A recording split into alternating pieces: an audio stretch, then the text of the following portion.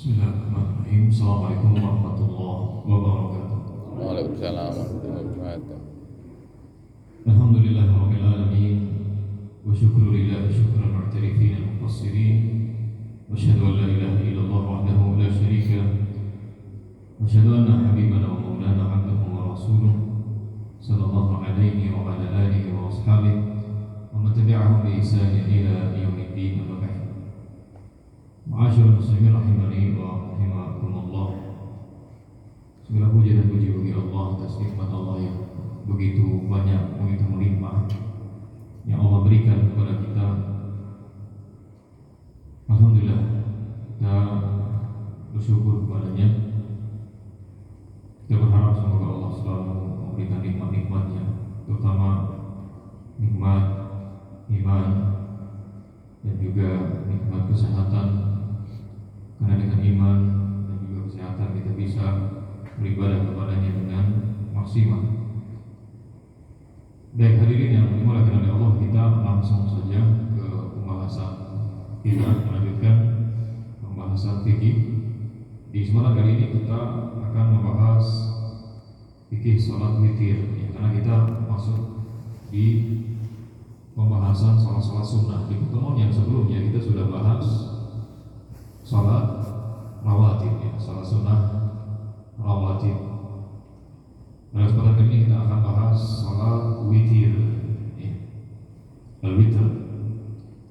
Baik hadirin yang dimuliakan oleh Allah, sholat witir, kenapa dinamakan dengan sholat witir? Karena berasal dari kata itu sendiri, witir, yaitu ganjil. Dalam terapannya pun demikian, dalam jumlahnya pun demikian. Jadi sholat witir itu sholat yang ganjil. Baik, sholat witir ini hadirin yang dimuliakan oleh Allah adalah salah satu sholat sunnah yang paling dicintai oleh Allah. Salah satu sholat sunnah yang paling dicintai oleh Allah Subhanahu wa Ta'ala, sampai-sampai para ulama berselisih pendapat tentang hukum sholat witir. Imam Abu Hanifah rahimahullah sampai-sampai menyatakan bahwa salat witir itu wajib. Salat witir itu wajib.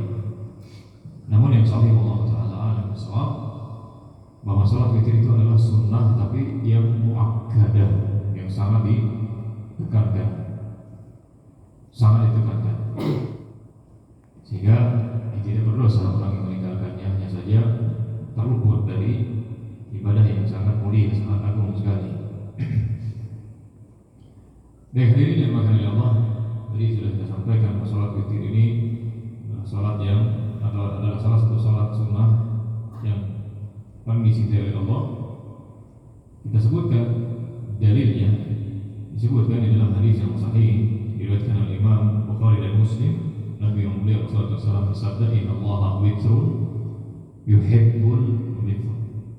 Sesungguhnya Allah Subhanahu wa Ta'ala itu tunggal dan Allah mencintai witir, ya, salat witir atau ganjil.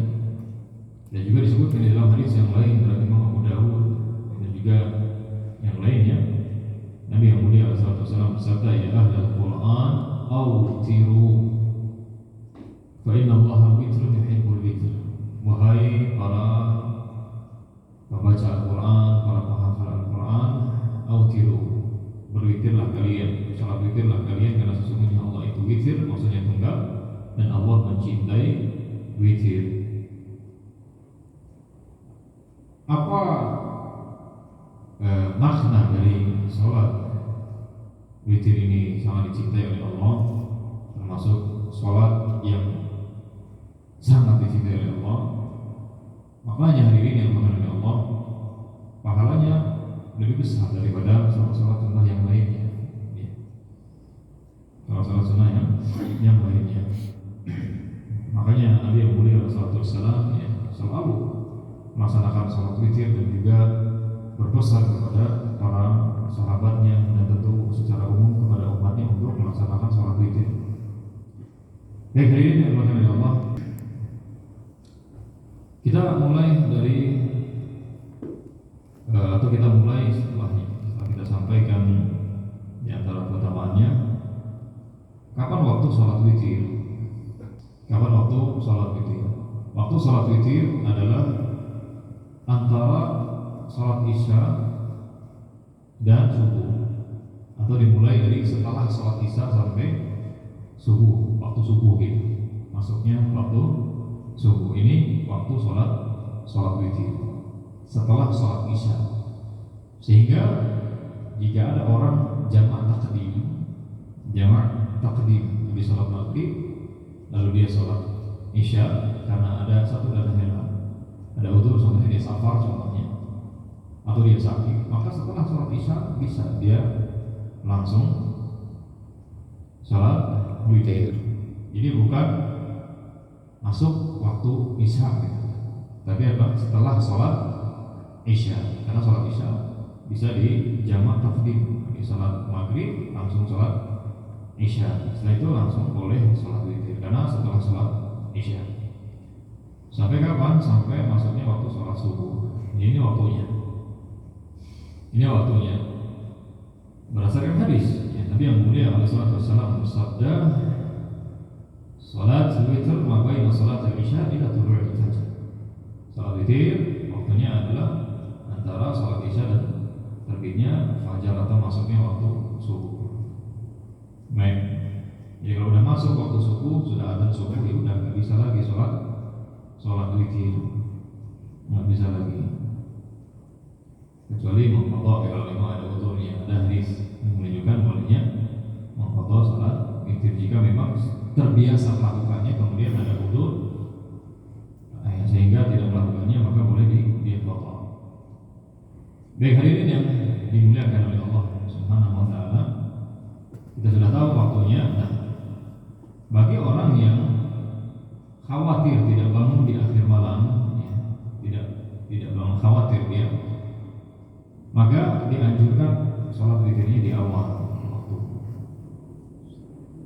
Seorang kan paling tahu kondisi dirinya. Ada orang yang dia nggak bangun kecuali pas adzan subuh, ini ya sudah, berarti dia usahakan sebelum tidur contohnya, atau habis sholat isya, setelah sholat dia langsung sholat witir, karena khawatir apa? Tidak bisa bangun di akhir sholatnya, jika nanti terlewat, maka ya sudah, dia di awal, ya, dia di awal. Tapi yang paling afdal adalah di akhir, bagi orang yang mampu, ya, bagi orang yang memungkinkan untuk melakukannya. Banyak dalil yang menunjukkan hal tersebut. Makanya Nabi yang mulia sallallahu alaihi wasallam bersabda, "Fa inna salata akhir al-lail mashhudah." Terkait dengan salat witir, Nabi bersabda, barang siapa yang salatnya di akhir malam, maka salat akhir malam itu mashhudah, jadi saksikan atau dihadiri oleh para malaikat. Baik, yang jelas kembali ke diri masing-masing. Kembali ke diri masing-masing. Makanya Abu Bakar, beliau termasuk orang yang kalau sholat witir di awal waktu, sedangkan Umar di akhir. Ini pernah ditanya oleh Nabi Muhammad SAW, kemudian mereka jawab demikian. Baik. Kemudian lanjut ke pembahasan berikutnya, ada dua rakaat witir. Jumlah rakaat witir. Minimal rakaat witir atau salat witir itu 1 rakaat, itu minimal.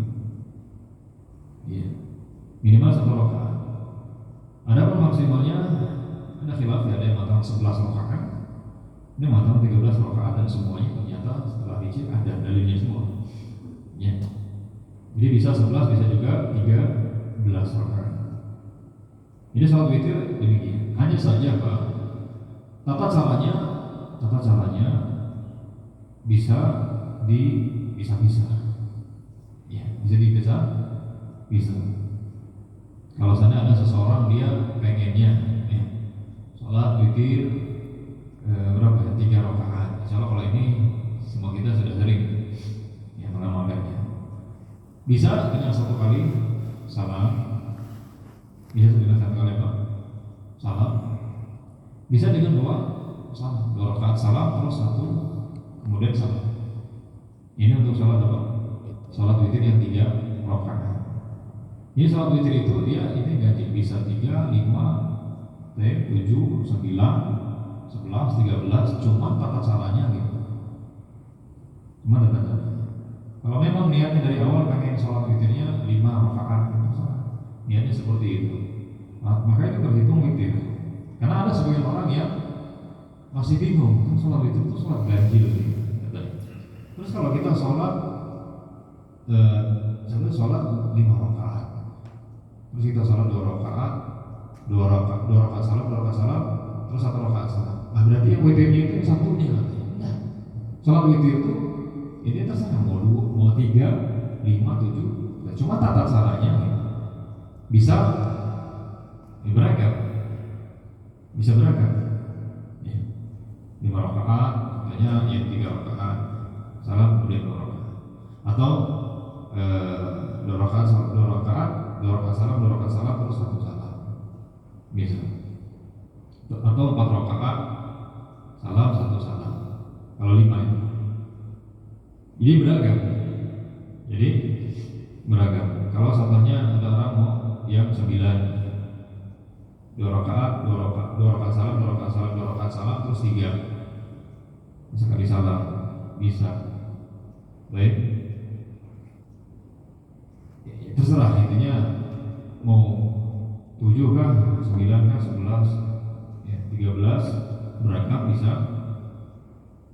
Tapi minimal 1 dulu deh. Kalau memang kalau memang kita pengen rutin coba mulai dari 1 dulu. Kalau memang berat untuk 3, 5, 11, 13 gitu ya, minimal 1 nih. Sebelum tidur 1 rakaat. Yang dulu terus sholat witir 1 rakaat. Baik, itu minimal. Terus dirutinkan. Terus dirutinkan. Kalau nggak sempat, ya sudah pas menjelang subuh, ya, udah bangun menjelang subuh, sholat witir. Terus ya mau di awal, mau di tengah, mau di akhir juga silakan, karena semuanya pernah dilakukan oleh Nabi Shallallahu Alaihi Wasallam. Baik, hadirin yang dimuliakan oleh Allah. Kemudian terkait dengan pertanyaan, apakah kita boleh setelah sholat witir sholat lagi? Jawabannya boleh. Jawabannya apa? Boleh. Cuman bukan sholat witir lagi. Ada orang katanya dia udah sholat witir terus pengen sholat lagi, boleh, maksudnya. Ada hadis Nabi Sallallahu Alaihi Wasallam, beliau pernah sholat 2 rakaat setelah sholat witir dalam keadaan duduk. Nabi Sallallahu Alaihi Wasallam pernah sholat 2 rakaat setelah sholat witir dalam keadaan duduk. Beliau duduk sholat. Dan juga disebutkan di dalam hadis yang lain, beliau juga memerintahkan sahabat yang sedang safar gitu ya, untuk sholat 2 rakaat setelah sholat witir, untuk istirahat, untuk mendapatkan ketenangan. Luar biasa. Nabi dan para sahabat, mereka istirahatnya dengan melaksanakan sholat karena mendapatkan ketenangan ketika sholat. Baik, jadi boleh. Yang nggak boleh itu kalau sholat witirnya double 2 kali dalam 1 malam, tidak boleh. Nabi Sallallahu Alaihi Wasallam bersabda dalam hadis yang sahih dari Imam Abu Dawud, la witran fil lailah. Tidak boleh ada sholat witir 2 kali dalam 1 malam. Ini kita luruskan di pemahaman di masyarakat, karena sebagian orang karena sekedar katanya, nggak boleh lagi. Contohnya di bulan Ramadan contohnya, kita udah sholat witir, sholat tarawih, sholat witir, terus saya nggak boleh sholat lagi. Ada orang mau sholat lagi, nggak boleh katanya. Nggak boleh itu kalau sholat witir lah. Kalau mau nambah sholatnya silakan, tidak masalah. Sholat malam, sholat tahajud atau yang lainnya, silakan. Pernah dilakukan oleh Nabi Sallallahu Alaihi Wasallam. Karena ada sebagian orang yang mereka memang pengen banyak gitu.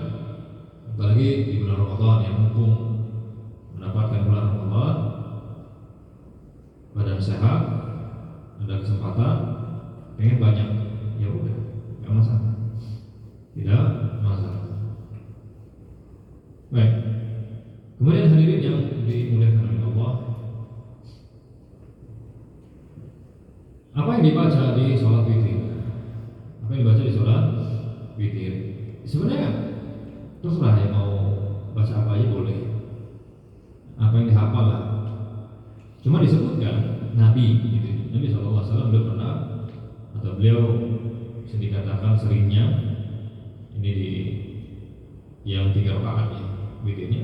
Di rakaat pertama beliau baca Sabbihi isma rabbikal a'la. Di rakaat kedua baca Ayyuhal kafirun, ya, Qul ya ayyuhal kafirun. Di rakaat ketiga baca Qul huwallahu ahad. Dan kadang-kadang Nabi menambahkan Qul a'udzu birabbil falaq, Qul a'udzu birabbin nas juga. Kadang-kadang ya. Ini yang dibaca. Cuman terserah, kalau memang mau baca yang lain boleh, nggak masalah. Boleh aja, sesuai dengan yang diinginkan atau dihafal. Ini terkait dengan bacaan. Baik, kemudian hadirin yang dimuliakan oleh Allah, salah ingat ya bacaannya. Ini terserah membaca apanya, terserah, sesuai dengan hafalan yang dimiliki. Cuma tadi kita sampaikan bahwa Nabi gitu, Nabi SAW beliau bacanya apa juga? Sabbihi isma rabbikal a'la. Kemudian Qul ya ayyuhal kafirun di rakaat kedua. Di rakaat ketiga Qul huwallahu ahad. Kadang-kadang Nabi nambah Qul a'udzu birabbil falaq juga dan Qul a'udzu birabbin nas juga. Gitu. Atau mau Qul huwallahu ahad semua juga enggak apa-apa. Boleh. Intinya setelah Al-Fatihah ini kita tuh disunnahkan gitu. Baca surat atau baca ayat surat. Terus baca ayat kursi juga enggak apa-apa. Enggak masalah. Yang jelas disunnahkan setelah Al-Fatihah kita membaca ayat atau surat. Baik, kemudian hadirin yang dimuliakan oleh Allah, kita sampaikan juga disunnahkan kadang-kadang ya, pelaksanaannya disunnahkan ketika kita sholat witir membaca doa qunut. Ya, ketika kita sholat apa? Sholat witir. Ini kadang-kadang Nabi SAW melakukannya. Ya biasa. Ya doa witir sebab doa qunut. Dan doa qunut itu bisa sebelum ruku' dan juga bisa setelah ruku'. Ada 2 riwayat disebutkan dalam Sahih Bukhari. Ya, terus apa? Nanti doa Allahumma tidak firman hadai wa afina firman afai wa lana firman tawalla terus doa sholawat juga kepada Nabi. Terus ini disunahkan ketika kita sholat witir, disunahkan qunut. Baik, kemudian hadirin yang dimuliakan oleh Allah, ketika kita sudah salam,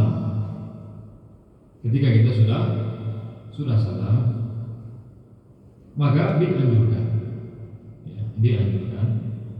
membaca Subhanal Malikil Quddus, Subhanal Malikil Quddus, Subhanal Malikil Quddus. Ini dipraktekkan oleh Nabi Muhammad SAW. Ini disebutkan dalam disebutkan dalam Sunan Abu Daud dan juga An-Nasa'i, dan disebutkan juga dalam kitab Mishkat Al-Masabih terkait dengan bacaan ini yang dibaca oleh Nabi yang mulia alaihissalatu wassalam setelah sholat witir. Baik.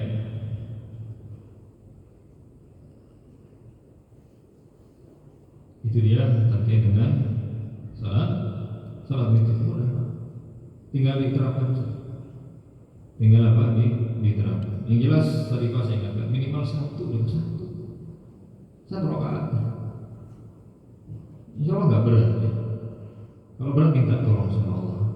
Minta ya Allah, buatkan hamba untuk mentaatimu.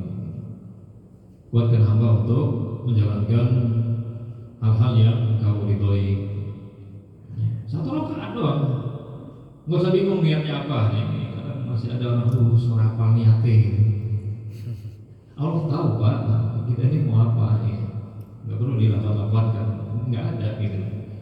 Dari Nabi nggak ada baca kutub sita, kitab-kitab hadis hadis yang meriwayatkan bagaimana tata cara sholat Nabi, apa yang dibaca oleh Nabi sebelum sholat, setelah sedang sholat, setelah sholat, nggak akan kita dapatkan. Itu hanya anggapan baik, istihsan. Ya memang ada sebagian ulama yang membolehkan untuk menguatkan niat saja, tapi akhirnya salah kaprah. Yang hanya untuk menguatkan akhirnya dianggap sebagai syariat, sehingga dikatakan nggak afdol kalau nggak disebutkan, bahkan bisa nggak sah. Nggak ada seperti itu. Dan sudah pernah kita bahas masalah ini. Pertama, itu tidak diajarkan oleh Nabi, tidak dicontohkan, dan sahabat pun demikian tidak mencontohkan. Dan ini bisa menimbulkan was-was. Banyak orang yang takbirnya kelamaan, lambat. Kenapa? Kurang mantap niatnya. Ya ini. Padahal kita datang ke masjid atau kita ngambil wudhu, kita terbetik, oh iya mau tidur lah. Di hati kita ingat bahwa ada syariat sholat namanya sholat witir, terus ke kamar mandi atau ke tempat wudhu terus wudhu. Kan jelas sudah tahu mau ngapain. Baik, ini sudah cukup seperti itu. Sudah cukup. Baik. Ya kita hanya mengingatkan saja ya.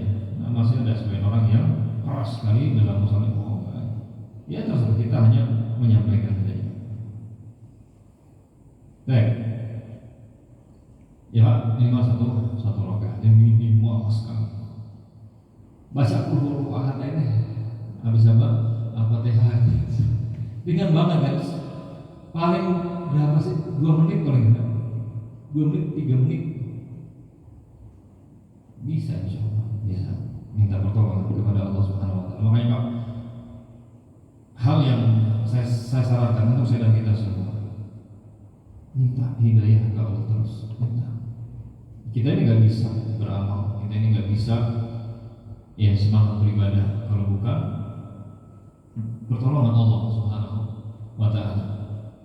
Makanya saya sering nasihatkan kepada orang yang minta nasihat, satu aja Pak.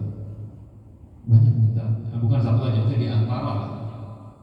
Banyak minta tolong kepada Allah, banyak minta hidayah kepada Allah Subhanahu wa taala. Jadi kalau mau bingung mau mulai dari mana gitu, minta deh doa sama Allah. Minta diberikan petunjuk, minta diberikan hidayah. Baik, seperti itu. Baik, hadirin yang dirahmati Allah, itu terkait dengan sholat witir. Selanjutnya kita bahas waktu-waktu yang dilarang. Ini belum kita sampaikan. Waktu-waktu yang dilarang untuk melaksanakan sholat sunnah. Baik. Disebutkan hadirin yang dirahmati Allah, ada beberapa waktu yang dilarang untuk kita melaksanakan sholat sunnah di situ. Yang pertama, insyaallah kita sudah tahu ya. Di antara kita sudah tahu. Pertama adalah ba'da salatus subh hatta tatlu'u asy-syams. Semenjak setelah sholat subuh ya. Semenjak setelah sholat subuh sampai terbitnya matahari. Karena Nabi yang mulia alaihi wasallam bersabda, la salata ba'da salatil fajr hatta tatlu'u asy-syams. Tidak ada sholat, artinya tidak boleh sholat. Maksudnya tidak boleh sholat yang tidak ada sebabnya. Tidak boleh melaksanakan sholat setelah sholat fajar atau sholat subuh sampai terbitnya matahari. Jadi kalau saatnya kita udah sholat subuh terus, aduh pengen sholat nggak boleh. Itu waktu terlarang. Itu waktu terlarang. Terus kalau ada orang masbuk gimana? Udah selesai sholat nih orang, nggak boleh dia sholat. Gitu? Enggak.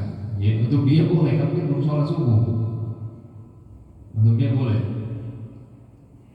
Karena masbuk yang mungkin pulas atau apa yang lainnya, ini tertinggal jemaah. Ya bagi dia boleh, karena dia belum sholat subuh. Ya dia setelah sholat subuh, nggak boleh sholat sunnah.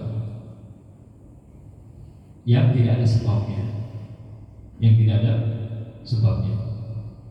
Kalau ada sebabnya maka dibolehkan. Ya. Ada khilaf kalau ulama dalam masalah ini, tapi yang sahih boleh. Boleh tidak masalah. Coba kita Masjidil Haram, ya masuk Masjidil Haram ini boleh tidak masalah. Sholat sunnah ada sebabnya. Atau tahiyat masjid ini pun termasuk ada sebabnya. Adapun selain itu maka tidak boleh. Kecuali mengqadha. Kecuali apa? Mengqadha itu ada sebabnya. Kalau ada sebabnya boleh. Ada orang contohnya dia lupa salat Isya. Dia lupa salat apa? Salat Isya. Tapi salat subuh, assalamualaikum, astagfirullah, belum salat Isya. Lupa dia. Kan gitu kan? Saya udah salat Isya belum ya? Dia ketiduran barangkali lagi safar contohnya dalam perjalanan. Ya udah dia qadha setelah salat subuh. Ini boleh karena ada sebabnya. Dia mengqadha. Ya, dia mengqadha. Tidak masalah. Atau mengqadha salat qabliyah subuh. Ini sudah kita sampaikan di pertemuan yang lalu. Boleh tidak masalah. Boleh tidak masalah berdasarkan hadis yang diriwayatkan oleh Imam Ahmad dalam musnadnya. Ada seorang sahabat setelah salat subuh dia salat 2 rakaat. Lalu Nabi bertanya. Lalu dia sampaikan bahwa ya Rasulullah, saya belum salat sunnah qabliyah karena ada udzur gitu ya. Akhirnya ini saya qadha. Silakan. Lalu Nabi SAW tersenyum menyetujui perbuatan sahabat tersebut, sehingga para ulama beristinbat menyimpulkan hukum boleh qadha qabliyah subuh jika memang belum sempat mengerjakannya karena ada udzur. Boleh, tidak masalah. Baik, makanya kalau kita melihat ada orang lagi sholat subuh terus dia sholat 2 rakaat, ya kita harus buat 2 rakaat tadi. Ya, dia belum sempat mengerjakan sholat sunnah qabliyah atau dia mau mengqadha, ya mau apa? Mengqadha sholat Isya. Baik.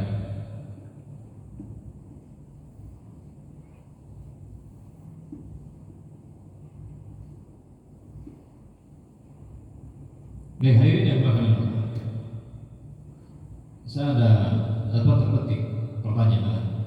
Barangkali ada pertanyaan, ya. Barangkali ditanyakan gitu. Ketika kita mengqadha, bagaimana cara mengqadhanya?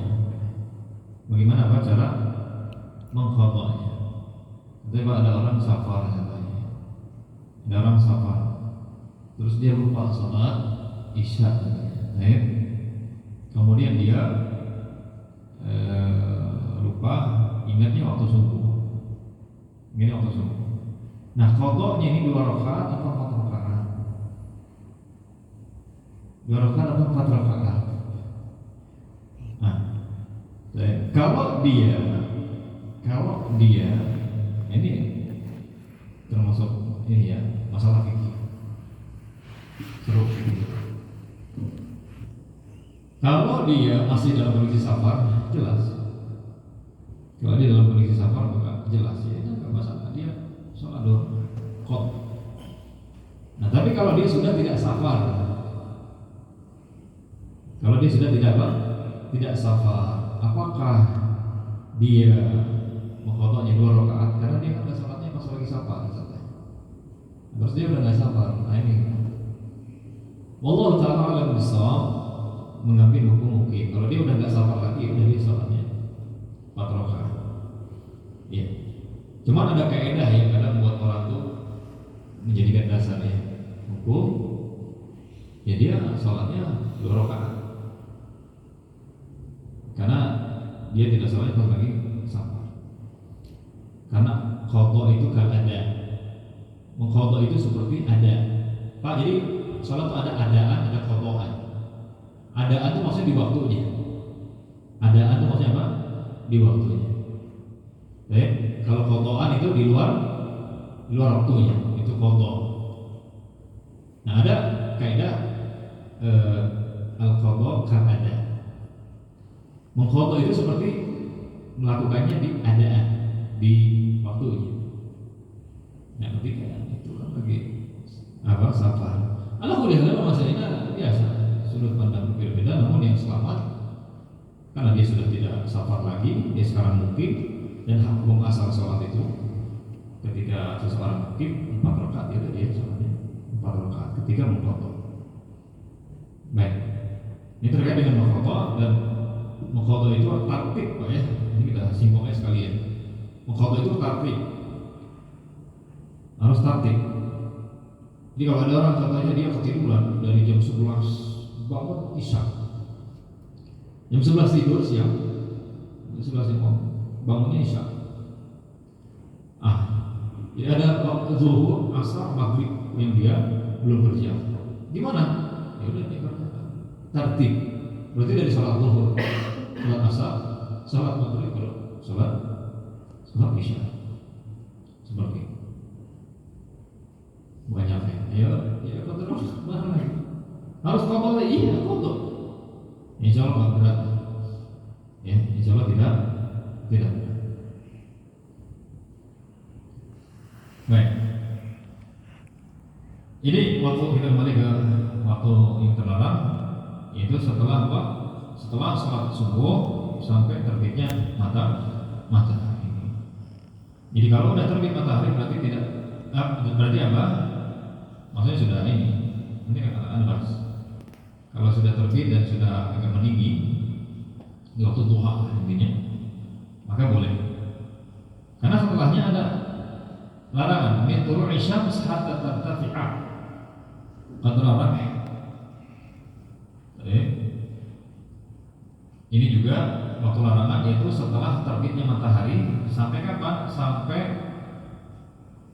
matahari itu setinggi tombak bayangannya, bukan bayangan. Atau gini aja deh gampangannya itu sekitar 15 menit setelah terbitnya matahari. Kita agak repot sih Pak di sini karena kita dikelilingi hutan dan yang lainnya, jadi nggak bisa menyaksikan langsung bagaimana terbitnya matahari. Kalau di pantai oke, kan kelihatan ya bulatnya. Ya, sekitar 15 sampai 20 menit terbit, ya mulai terbit. Nah ini waktu terbit nggak boleh. Ini waktu terlarang, kecuali bagi orang yang tadi mengqadha ya. Sampai kapan? Sampai matahari agak meninggi. Kalau di hadis itu sampai setombak.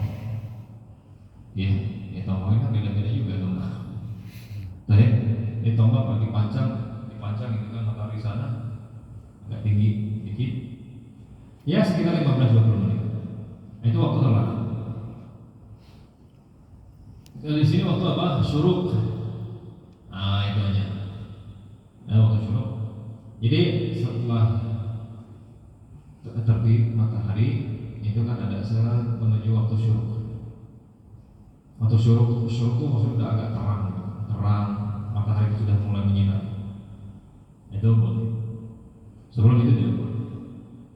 Kenapa? Karena menghindari menyerupai orang-orang yang menyembah matahari.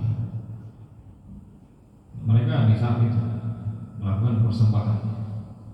Mereka ruku, sujud ke matahari, waliyadzubillah. Waliyadzubillah.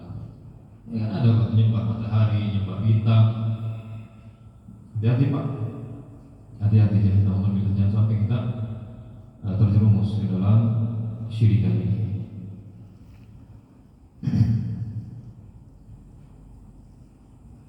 Di antara bentuknya ini bintangnya yang nyembah bintang ya. Ini barangkali kita pernah dengar kalau ada bintang jatuh apa? Bintang, betul? Iya. Itu perkataan orang-orang yang nyembah bintang. Nah, kalau dia mintanya ke bintang ini jelas kufur akbar, syirik besar. Dia minta ke selain Allah. Tapi kalau dia mintanya ke Allah dan meyakini bahwa itu waktu mustajab, ini perkara baru dalam agama kamu. Ya kalau kita minta sama Allah, baik, nggak ada dalil yang menunjukkan kalau bintang jatuh itu waktu mustajab, nggak ada dalilnya. Nggak boleh meyakini sesuatu sebagai sebab cepat terkabul doa kecuali ada dalilnya.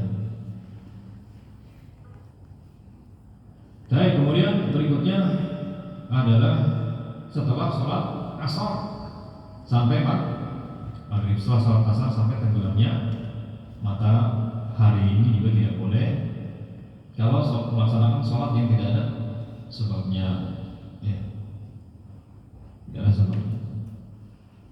Kalau ada sebabnya boleh, ya, kita sudah jelaskan tadi, sudah kita sampaikan. Kalau ketiduran terus belum sholat asar, ya udah, meskipun orang-orang sudah sholat asar, ya Anda kan belum gitu ya.